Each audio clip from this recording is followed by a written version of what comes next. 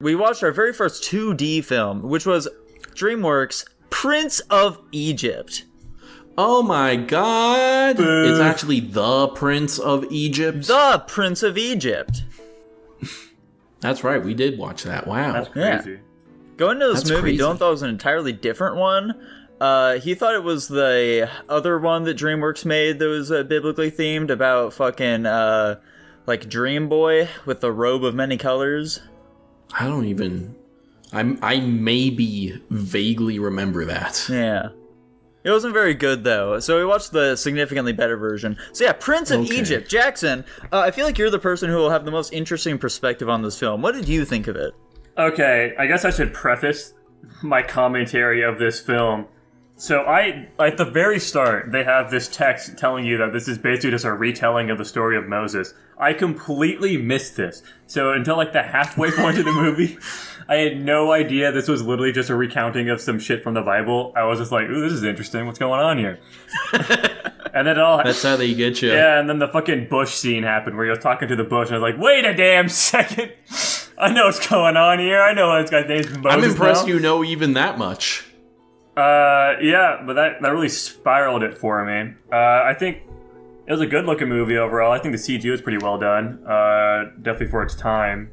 A lot of CG and 2D movies back in the day was like absolute ass. There was only a couple of scenes that looked like absolute ass with the CG. General presentation was pretty good. I like not the singing, but like the soundtrack. I don't really like the singing.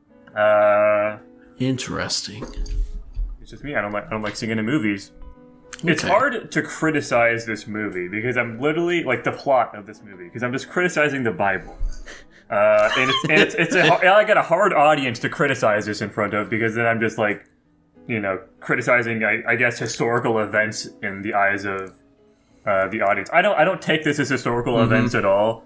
I thought the second the movie turned into fucking God just smiting these people, it was kind of silly. To be honest, I thought it was funnier, more than like serious, when Moses was just like standing there looking at his brother's fucking son dying and stuff. Like, this is really goofy. I feel like a lot of the agency was taken out of it. And also, like, God was doing all this crazy shit by himself. Why the fuck did he even need like Moses as a vessel? I don't really understand that. Like, he started a fucking tornado that like murked a bunch of them before they got to the sea. Like, if he has the power to do that, why the fuck does Moses need to be here at all? I don't know. That would be that would basically be a sermon we'd have to give you. Exactly, and I don't want to hear that shit. So from my perspective of a non-religious guy, I wasn't a super big fan of like the halfway point. I think the emotional scene stuff are pretty good. I mentioned it when we were watching the movie, but I think my favorite scene was when he pushed the guy that was torturing that one slave off and killed him, and then freaked out about this and kind of, turned his life around. I thought that was really well done. I enjoyed that scene a lot. I like the presentation of the movie overall. I think they had some really cool shots in it. That was kind of it. Wasn't a huge fan of the plot near the end. Thought it was kind of goofy. But everything else was pretty good. I'd probably go like a low A on it. Well, we're not doing rankings just yet. I thought this movie was fan-friggin-tastic. It's beautiful, for one thing. Great music. I thought it was funny how it is just like Moses. The second he realizes he is a Hebrew, then he suddenly is walking around places he's walked past thousands of times before in his life. He's like, oh my god, they're people. What the fuck? Yeah, well, just he that grew one. up in the lap of luxury. They really do seem to like indoctrinate him, and they very much so have the mindset as well. Like, no, these aren't people. These are fucking slaves. Okay, they're like below us. Also, like, I like how they didn't point this out at all, but like, if you have some knowledge, his mom, even though she's like 30 years younger than his dad, when he goes back and he finds out his dad is dead and the mom isn't around. That's because the Egyptians would have fucking killed her and buried her with him. Yeah. Why'd they do that? That's so mean. It's so she can go to, Egypt heaven with him. You think the women were chill with this happening? I'd imagine not. But like, Maybe, should she would have. they not believe that this was going to happen as well? Yeah, that's kind of what I'm thinking. She would have believed that too, but You would hope that she would. She was faking it all this time. She didn't know that was coming at the yeah. end. Ooh, I thought the voice acting was stellar. Except maybe, and I'd have to really think about this, except maybe Jeff Goldblum. But I think it might just be that Jeff Goldblum has such a distinct voice that it's hard to see him as not Jeff Goldblum, you know? It's like if they threw in Gilbert Gottfried or some shit in the movie. Yeah, which they could have because he's also Jewish. Yeah. Let me see. What I think the best scene to me was when the spirit of the angel of death was taking the souls of all of the firstborn of Egypt. That was because, through most of the movie they have their little backing soundtracks or they're doing full on songs or whatever, but then that entire scene is just dead fucking silent. Yeah, and you just have the creepy wind noise of the spirit moving through Egypt, and then the little whoosh of their fucking souls being sucked out. That was such a well done and fucking terrifying scene. It's disturbing to be watching it. And then immediately after that, when Moses goes to Ramses to do his final "let my people go" plea, and you just hear the fucking wailing of the Egyptian people in the city, in the background of that entire scene. Yeah. I'm like, holy shit, that's ugh, chills right there. Complaints, if I can find any. For one, this one's just a stupid nitpick. Why was Ramses' son, why did he have a British accent? This was around the time of colonization, you see. They'd recently interacted with some... 6,000 years ago or whatever the fuck. Before British people existed. Yeah. But that was funny, because I was watching this with my girlfriend. I just pointed out, why does his son have a British accent? Because it's literally Father... What is Moses gonna do? I think we may have pointed that out as well during the movie. It's funny, Father. Father, he brought down a plague of frogs or whatever the fuck. That's not. I don't know if that's a negative. It does take me out of the movie a bit, to be honest. But yeah. My only other thing is, I kind of wish it was a bit longer. There's a lot of stuff they kind of just zhuzh over, you know? I don't mind that the plagues all happened in a montage, except for the big ones. That was fine. I don't think we need this long extended thing. I think for me it's ramping, because I feel through most of the movie they're doing really appropriate pacing for what's happening. But then as you get closer and closer to the end of it, it just speeds up a ton. How long is the actual, them leaving Egypt and then the movie ends? It's 10, 15 minutes? Yeah, something like that. It's not long at all. And I feel like they could, because, maybe I missed it. Did they explain the Pillar of Fire at all? No. Okay. I feel like that's a decently important part of the story, but...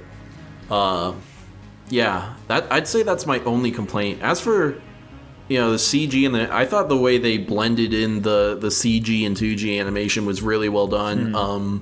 I personally don't remember any parts that I thought looked super goofy. Maybe a couple of statues looked a little off, but not enough for me to be that looks bad. The very start, when the mom was putting Moses into the river in the basket, that looked real rough, and I pointed it out when we were watching it. But it was I think it was because the water was also CG. It wasn't hand drawn, so they didn't want to fucking mess with having a 2D basket mess with this 3D water object. So they just had her holding the 3D basket. It looked really. That was the most egregious example. Right. I think everything else looked totally fine. Okay. Yeah. I like the magician guys. They're kind of cool. Yeah, they're fun. And how they're having to make shit up on the fly to kind of copy his magic. Yeah. Especially with the turning the water into blood. Fuck, what do we got on us? Oh, here's some dye, I guess. That's pretty cool, yeah. right? But what's going through their heads? Because they know they're frauds. They're we're fucked, we're fucked. Yeah, are they just assuming Moses is better at faking magic than them, or are they being holy fuck, he's actually doing shit? Yeah, I'd assume that they probably just think that he's got some weird secrets that he's doing. Okay. Yeah, one of like the big parts of the film with them was, the song like "Playing with the Big Boys." I'm personally not a big fan of that song. I know that some people really enjoy it. The visuals of that part are really cool. However, one thing that really stands out about it is that right before that song kicks off, Moses just like quickly turns the staff into a snake, and it's like, whoa, all right, now it's our turn to do it. And it's like this big drawn out thing that they have to do with literal smokes and mirrors filling the area so that they can like try and perform what he just did. It's really cool. I like that a lot. Yeah, it's a big show. Yeah, exactly. It's a big show now. Yeah, I'm personally a big fan of this movie. It's been a while since I've seen it. I've heard a lot of talks about how, this is a fantastic film. It's like DreamWorks' best movie. And I was slightly skeptical going into it. I was a little worried that it may not stand up to everything I'd heard. But hot damn, was this movie just fantastic. A true masterpiece. A sight to behold for the eyes. There were so many powerful moments in it. Just even during, the beginning song portion. It had a lot of great shots of, the fucking slave reaching up as he falls down with against the hot, harsh sun. It was fucking epic, dude. It was fantastic. Just all the other. Yeah, I was just gonna say they successfully make slavery look really uncomfortable in this film. Yeah, they really do not shy away from any of that shit. For something that's it definitely it could be seen as more of a kids movie. It's definitely it still goes hard, They're not shying away from any of this shit, which I really do appreciate. I feel like that's kind of a thing with biblical stuff where any sort of qualms people have about violence or sex or literally anything, if they're well, it was in the Bible, we can show all of it. Yeah. I think that definitely helps out the film a whole lot.